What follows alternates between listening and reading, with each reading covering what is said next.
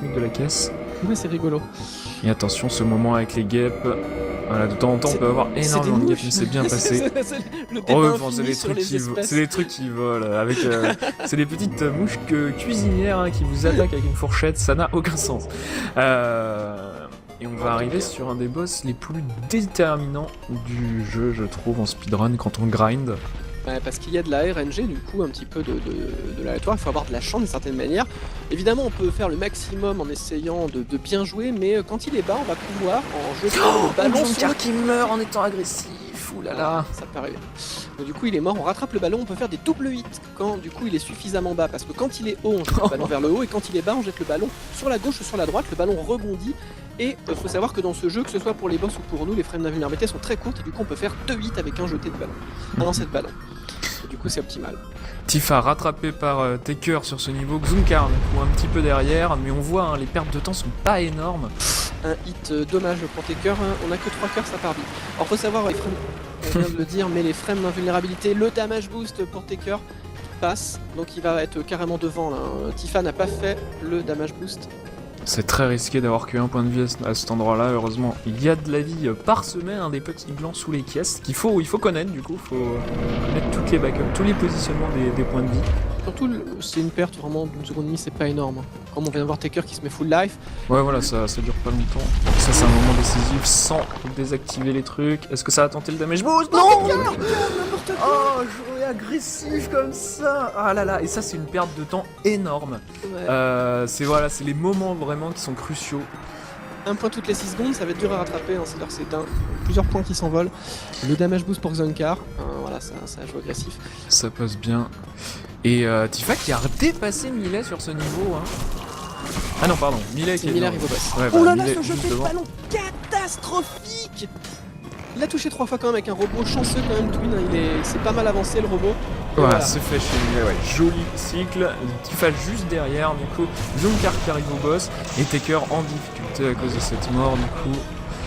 Après, si ça s'était passé en jouant aussi agressif, évidemment, c'est toujours rentable, et Xunkar, très très joli combat. Ouais, il doit être 6-12 secondes vers derrière, mais c'est pas non plus catastrophique, mais c'est des Taker points... qui peut faire le one cycle, oui ça passe! Oh là là, joli gain de temps ici. Il faut évidemment le vent dans le dos, faut un peu de chance, mais il faut quand même le sortir. Hein, il faut la chance et les réflexes et la dextérité. Hein. Donc toujours le damage boost chez Tifa. C'est la grosse différence entre tous les runners qui jouent propre. On peut faire un 11 minutes sans damage boost, mais après, quand on veut faire moins, il faut commencer à les faire. Et ce qui est problématique, c'est qu'il faut, il faut les apprendre et ensuite on a moins de vie pour faire tout le reste parce que la base du damage boost, c'est on prend un dégât. D'ailleurs, on devrait plutôt parler, c'est vraiment take damage, c'est prendre un dégât littéralement pour soit se faire légèrement projeter dans la bonne direction, mais c'est surtout grâce au frame d'invulnérabilité, on va passer par exemple à travers un ennemi. Xunkar qui est mort sur ce passage méga manesque, hein, les plateformes qui apparaissent et qui disparaissent. C'est pas facile, il faut faire scroller le plateforme le plus vite possible pour bien faire apparaître les plateformes suivantes. Regardez, ça saute le plus possible. Du coup, Xunkar dépassé par Taker, ils sont maintenant presque 30 secondes peut-être derrière Tifa et Millet. Ouais, c'est vrai que ça commence à s'accumuler. Quoi qu'il en soit, c'est vrai que là, Millet Tifa, très très propre, hein, d'autant que le peloton va être très très serré. Vous allez voir que sur ce jeu, il y a plein de gens qui vont faire des 11.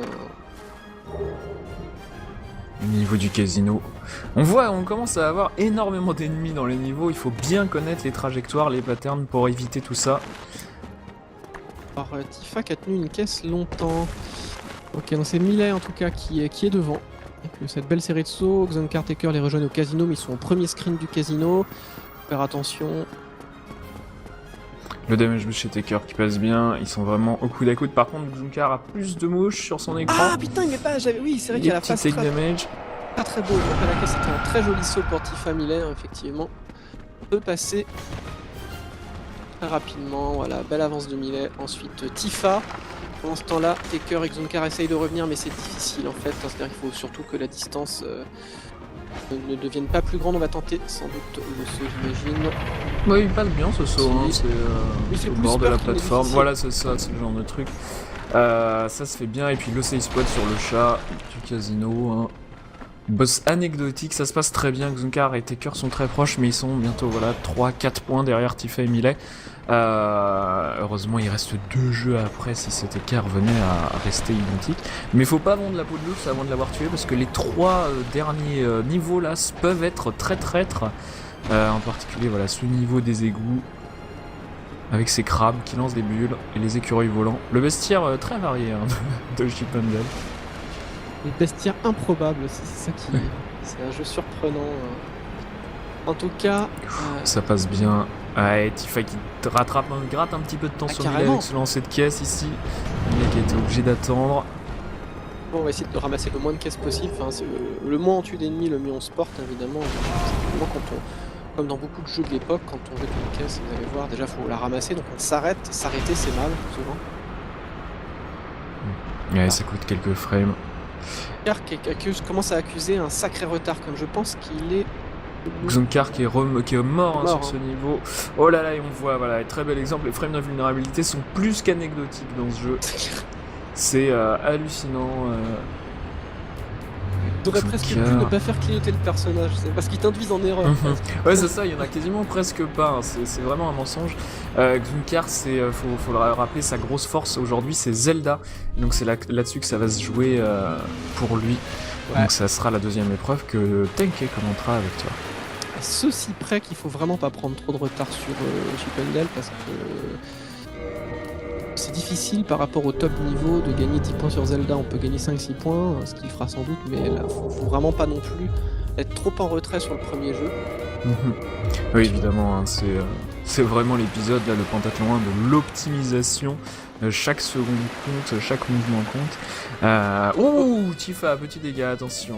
D'ailleurs, à propos des dégâts, on est éjecté dans le sens opposé de son regard.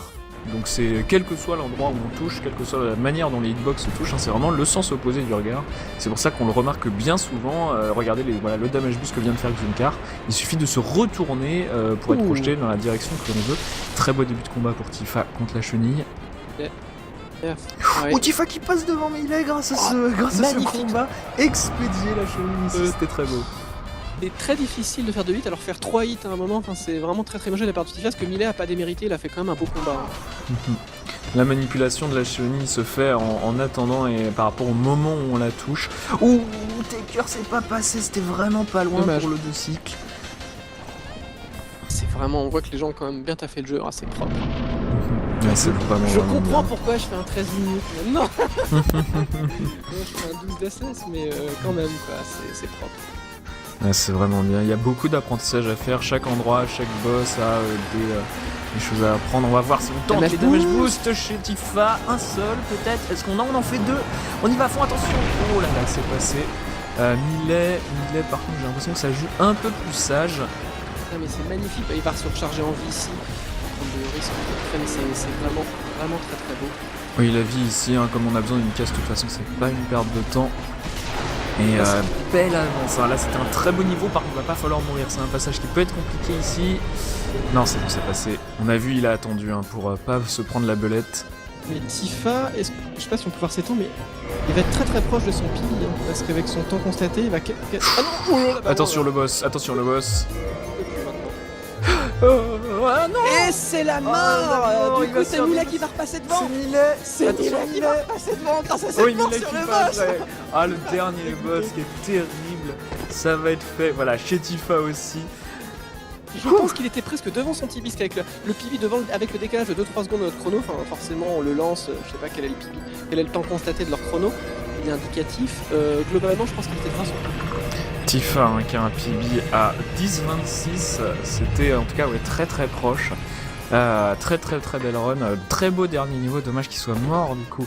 Ce boss, Taker pendant ce temps là qui finit, donc on a Xunkar qui va tranquillement compléter ce niveau et on voit là les points qui défilent au centre évidemment.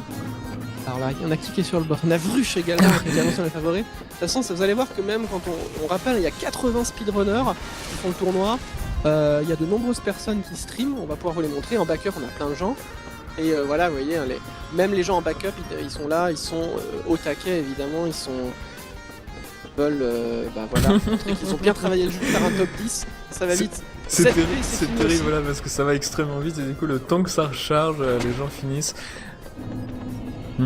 Mais ouais, mais ça montre que nos runners, on va peut-être l'écran à 8, alors qui y aurait en backup? Ah, ils ont tous terminé. Donc il faut les chercher. Ouais, mais Donc voilà. on a Kushas, Kapibi, Mollyman, Kapibi, évidemment les gens qui arrivent. Et ouais, c'est le premier jeu, et pour certaines personnes, c'est le retour sur Chip and Dale, un taker qui disait le manque de train et les mains froides. Heureusement, il reste d'autres jeux derrière, hein, donc on va enchaîner sur Zelda Chip and Dale. Il reste 6 minutes pour ceux qui sont en train de finir.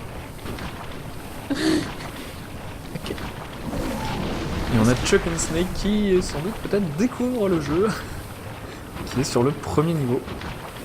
Possible. Mort en premier, peut-être mort au premier niveau, qui est assez difficile. Je ne sais pas, en tout cas, on a Angel. Peut-être.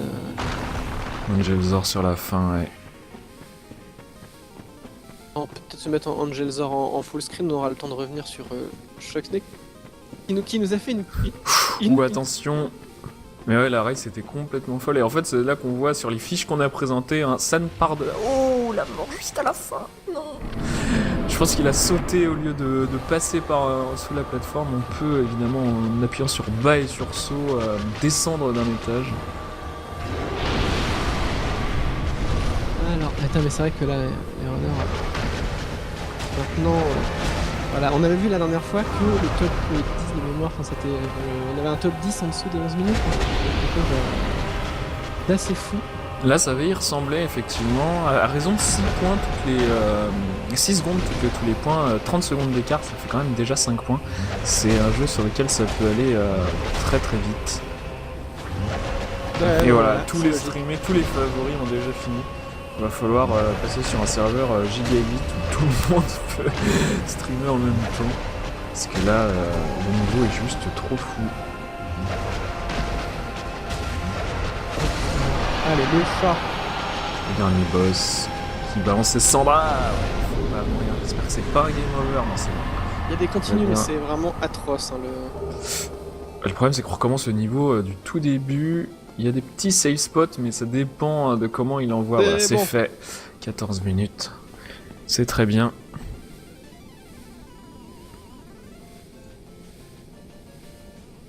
C'est complètement ahurissant en tout cas. Allez voir les temps tout à l'heure. Oui, parce que les résultats vont se remplir petit à petit. Évidemment, les runners qui finissent. Et on n'a plus personne à streamer. On va, j'imagine, pouvoir repasser sur le plan plateau. Ah, on va faire le plan Voilà, mais c'est bien. Mais on avait déjà quasiment 50 personnes qui ont fini, c'est-à-dire en 13 minutes. Ça montre que les gens ont été. Déjà, il y a effectivement, c'est des jeux qui s'y prêtent parce que comme c'est beaucoup de jeux, c'est vraiment de l'optimisation. Je mettrais peut-être un petit peu Dark Souls. C'est légèrement différent pour ce premier Penta, c'est-à-dire que peut-être en race, il est peut-être, il peut sembler punitif même si c'est gommé par le système de points. Mais en tout cas, pour la plupart des autres jeux, c'est vrai que ça se joue vraiment à la seconde. C'est assez juste. Et là, c'est vrai qu'en 13 minutes, 50 personnes qui terminent, ça montre que surtout, il n'y a pas que les meilleurs qui ont bossé le jeu, il y a beaucoup de gens qui ont quand même appris le jeu pour le sortir un deathless, un strat et tout ça.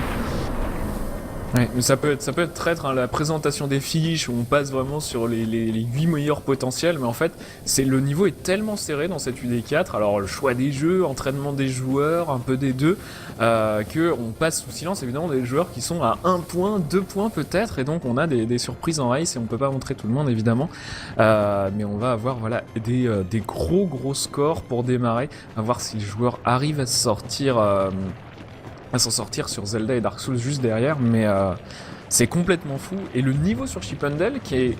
Je sais pas ce que t'en penses, c'est un speedrun facile, mais punitif et traître quand même. C'est un peu à mi-chemin entre DuckTales et Ninja Gaiden. Il y a un peu des deux éléments, des deux composantes, et je trouve que niveau réussir à faire ça, à sortir du 13 minutes pour autant de personnes comme ça, c'est très impressionnant. Je trouve ça plus proche de DuckTales quand même, parce qu'il n'y a pas de backup à apprendre. Parce que comme dans l'apprentissage du speedrun...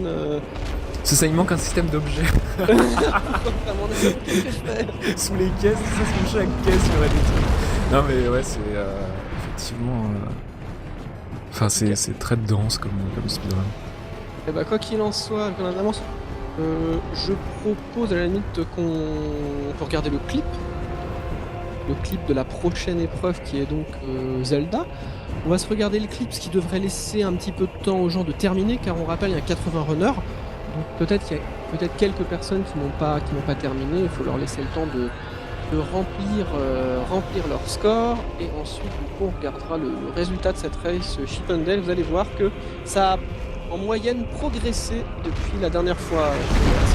On pensait vraiment que la race était extraordinaire, et là c'était encore mieux globalement. Donc on se regarde le clip et on se retrouve juste après. À tout de suite.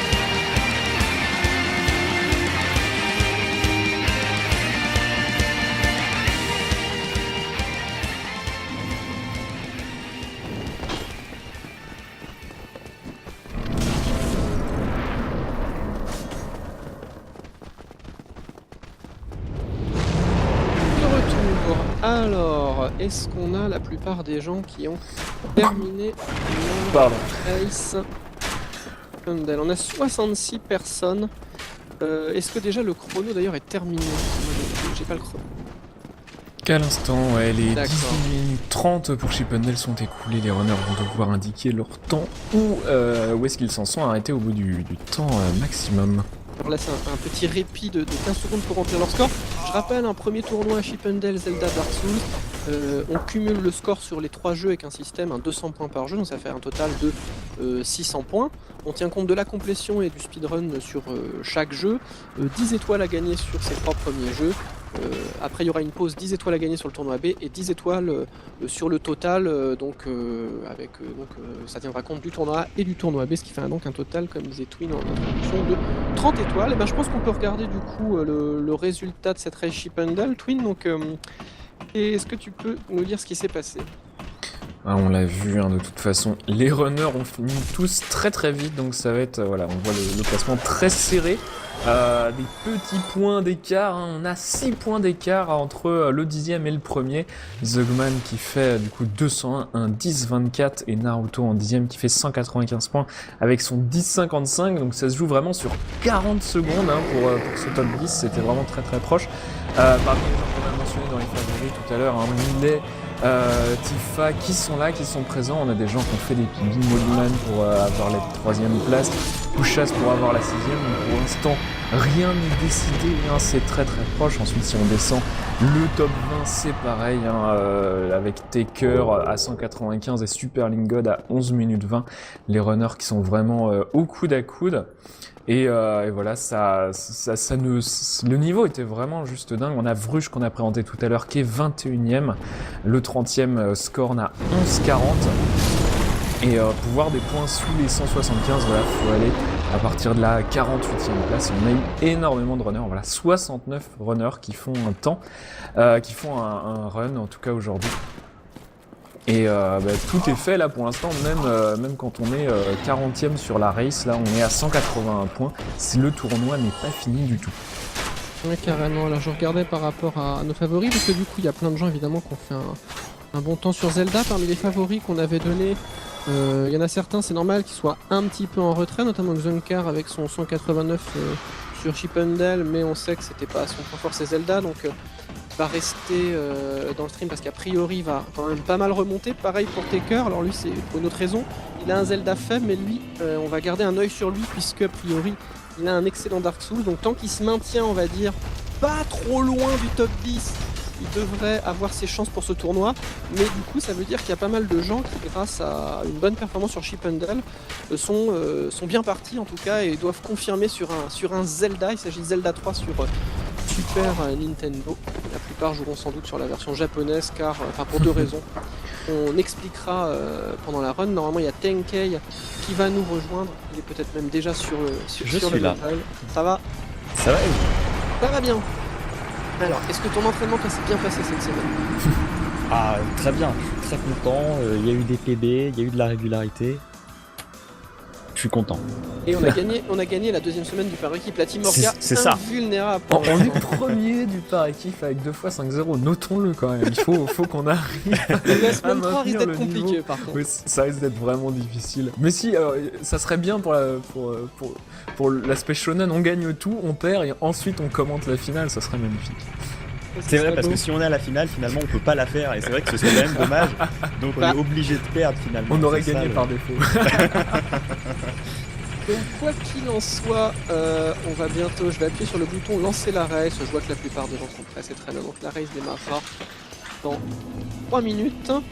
Donc du coup, Tenkei, tu peux nous présenter rapidement Zelda 3, le jeu, et ensuite du coup ce speedrun, pourquoi il est intéressant? Zelda 3, Link to the Past, le troisième de la série, très différent du Zelda 2, et c'est un peu celui qui pose les bases de tous les Zelda qu'on va voir après sur Game Boy, tous les autres Zelda 2D, c'est lui qui pose vraiment toutes les bases avec les systèmes d'objets, la façon dont fonctionnent les donjons et tout. Très très populaire, sorti en 91 par Nintendo. Un des speedruns les plus populaires sur SRL. Les gens aiment bien ce speedrun qui est très on va dire simple à aborder mais très difficile à maîtriser. Attention, Je suis d'accord. Hein. Ah, on est voilà, parce que je fais attention quand même.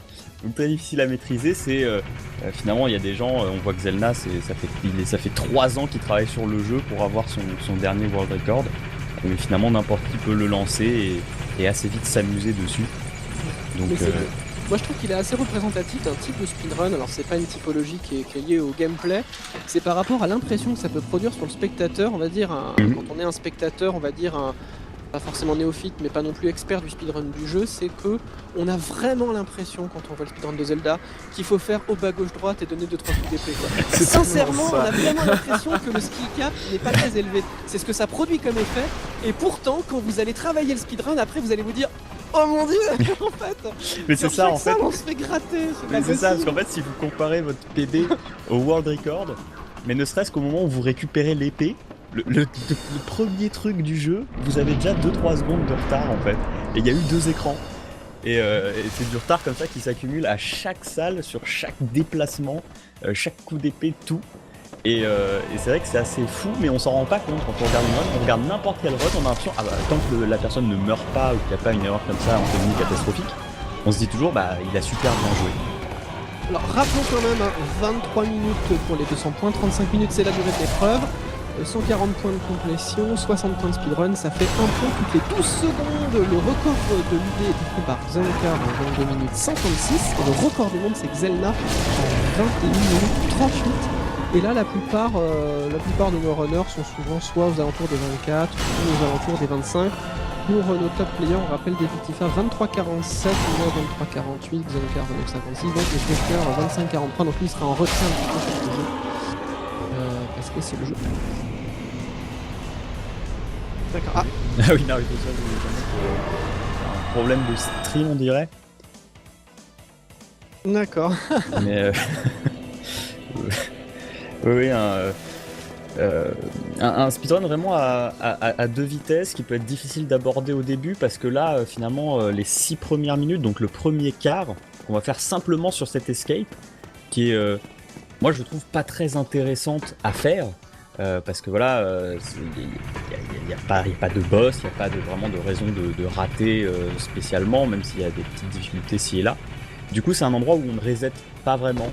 Et pareil, le deuxième donjon, pour nos runners là qui sont présentés, ça devrait pas être une vraie difficulté. Et du coup, le run, finalement, les moments de reset arrivent à partir du deuxième boss. Et c'est assez éprouvant de devoir reset toujours sur les fins de run. Donc je comprends un peu les difficultés qu'ont eu certains runners à le grinder parce que c'est pas facile, surtout quand on ne voit même pas où on perd son temps, mais qu'on en perd partout quand même. Ouais, déjà dès qu'on se fait toucher, dès qu'on s'arrête, dès que Alors parfois, voilà, évidemment, on peut faire des diagonales dans le jeu, mais globalement, ce qui va faire la différence, on va dire peut-être à niveau égal, si les gens font les fast kills sur les boss et font pas trop d'erreurs, ça va être aussi le pumping des fois que nos joueurs commencent à faire un petit peu. Et est-ce que tu peux nous expliquer ce que c'est, parce que ça va peut-être expliquer pourquoi parfois le personnage n'a pas toujours la même vitesse. C'est très léger, mais ça peut expliquer quelques déplacements plus rapides dans des salles. En fait, c'est parce que le personnage a une vitesse qui est pas constante, il a une vitesse de 1,5 pixels par frame, puisqu'il alterne entre 2 et 1 pixel de déplacement. Et en fait, quand on est vers la gauche ou vers la droite, avec un mur, en collant un mur, si on... imaginons qu'on se déplace vers la gauche et qu'on a un mur au-dessus de nous, si on spam la direction haut, à chaque fois qu'on appuie sur haut, on reset la frame dont on se déplace, et donc si on allait se déplacer de 1 pixel, on se déplace en fait de 2 pixels. Donc il y a moyen comme ça de gratter un tout petit peu 2 pixels par-ci et là. Dans le run complet, honnêtement, moi j'estime que c'est quelque chose de genre 10-15 secondes, pas plus, selon moi, sur le run entier de Master Sword, et c'est à condition de le faire parfaitement partout. Donc c'est pas très important, mais en même temps, après tout, si on peut les gagner, autant le faire, puisque ça coûte rien. C'est un petit peu fatigant sur la manette, mais c'est rien de trop fou. Donc je recommande, si on le sent, d'essayer au moins de le faire. Du moment qu'on ne perd pas du temps à essayer de le faire en ratant des inputs, en rentrant dans des murs ou quoi. Donc on sait le faire correctement. Parfaitement synchro en stream. Je crois que Zunkar est parti un chouïa en retard, donc en fait. Je crois qu'ils sont oui, parce qu'il joue sur la console, il a un retard de quelques secondes en fait avec son stream. D'accord. Il y a un petit décalage. C'est pour ça. Donc on va dire, nous on va quand même commenter ce qui est sur le stream, c'est bien. Oui, ils sont tous au même temps là. De toute façon, on se voit au coup d'à coup. C'est vraiment 1-2 secondes, on le voit bien, ils sont dans les mêmes écrans. C'est ça qui est passionnant avec les races de Zelda, c'est qu'il y a plusieurs moments, on pourrait dire d'une certaine manière que c'est comme un jeu de course où ça se joue vraiment à la seconde, jusqu'à un point un petit peu, on va dire au boss, parce que les boss, c'est là où il y a le plus de variance, selon si on réussit l'ultra fast strat, la fast strat, si on rate la fast strat, est-ce qu'on improvise, est-ce qu'on s'en sort. C'est vrai pour le premier boss, c'est encore plus vrai pour l'Anne Menace, et tout le monde ne connaît pas le setup 100% sur le troisième boss, donc parfois il y a des erreurs. c'est ça, voilà. C'est là que tout se joue. A-t-on le setup 100% ou pas? Tifa notamment à qui Moldorm fait très très peur. Hein. Il me le dit à chaque fois qu'il joue au jeu, il me dit il reset énormément de ses runs sur Moldorm, énormément de problèmes sur le boss. Ce que je peux entendre tout à fait. Hein. C'est vrai que voilà, moi je peut-être un peu de zèle quand je dis ça, mais parce que ça fait aussi plus longtemps que je connais le jeu, donc il y a aussi cet aspect-là. Moi j'ai l'impression qu'il pose pas de problème, mais c'est vrai que je le vois, il en pose aux runners, donc c'est pas de leur faute. Hein. Je veux dire, forcément, si eux ont un problème, c'est qu'il y a problème. Mais ouais, là, tout le début, on le voit, ils sont tous au coude à coude parce qu'il n'y a pas de raison de perdre du temps ici, et c'est pour ça qu'il faut vraiment pas en perdre.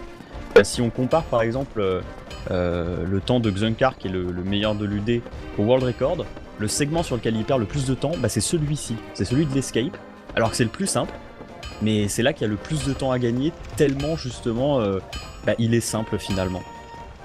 Et c'est assez fou, le World Record le fait en 5,48 l'escape, et nous nos runners ils sont plus autour de 5,58, on est déjà sur l'ordre de 10 secondes, sur un segment qui est pourtant censé être anecdotique. Alors c'est à titre indicatif, le speed c'est quand justement juste avant le long dialogue de la cathédrale, c'est juste pour avoir des points de repère, en soi c'est pas faites les splits où vous voulez, il n'y a que la fin qui est importante et le début quand on mesure un temps. Après les splits vous notez, ce sont des temps intermédiaires indicatifs, vous faites ceux que vous voulez, mais parfois ça peut être pas mal d'avoir les mêmes que ceux de la communauté pour pouvoir justement se rendre compte si vous êtes en avance ou si vous êtes en retard. C'est ça, de toute façon c'est simplement fait pour comparer, se dire soi-même, là j'ai gagné du temps, là j'en ai perdu. Je sais que sur Zelda par exemple je fais plus de splits que la communauté. Moi je me suis mis des petits splits intermédiaires. Donc t'as un meilleur sum of best, ça permet d'avoir un meilleur sum of best de faire ça. Ça permet aussi d'avoir un meilleur sum of best aussi, effectivement. Enfin du coup mieux mais aussi plus proche de notre vrai sum of best quoi. Mais bon, après faire un split par salle c'est peut-être un petit peu exagéré. Un auto-splitter avec c'est ça, oui. Les transitions Zelda. Alors pourquoi le japonais ça va un chouïa plus vite ouais, moins de caractères dans le texte. Alors il s'avère que sur Master Sword j'ai appris ça, j'ai pas fait le compte exactement, mais ça pourrait être même un petit peu plus lent sur Master Sword, juste les textes. parce qu'en fait, selon les versions, il y a des textes plus rapides, plus longs. Ah, mais bien sûr, ça peut changer vu que c'est Voilà. à très peu de caractères près. Sur la Master Sword, il me semble que c'est à peu près équivalent. Par contre, il y a des glitches supplémentaires. On verra. En tout cas, on se dirige, on a pris le cœur supplémentaire de Race, évidemment. En race, il faut le prendre, honnêtement. Même en PB, on peut le prendre et faire quand même un sub 24 sans problème. Je veux dire, ça ne coûte pas un sub 24 de prendre le cœur, Ouais. donc il faut le faire. Et honnêtement, Ça peut nous permettre de terminer plus de runs quand même, donc ça facilite le grind jusqu'à un certain point. Parce que théoriquement, on peut même faire un sub 23 aussi, puisqu'on prendra le record on peut du faire monde. sub 23 sans le, enfin avec le 4ème cœur. Je crois que d'ailleurs le 2256 de Xunkar, c'est ça. Hein. Il me semble qu'il prend le cœur dedans. Maintenant, il me semble qu'il a arrêté dans ses PB attempts, mais pour son PB, il me semblait qu'il le prenait. Donc non, vraiment, il faut pas essayer de.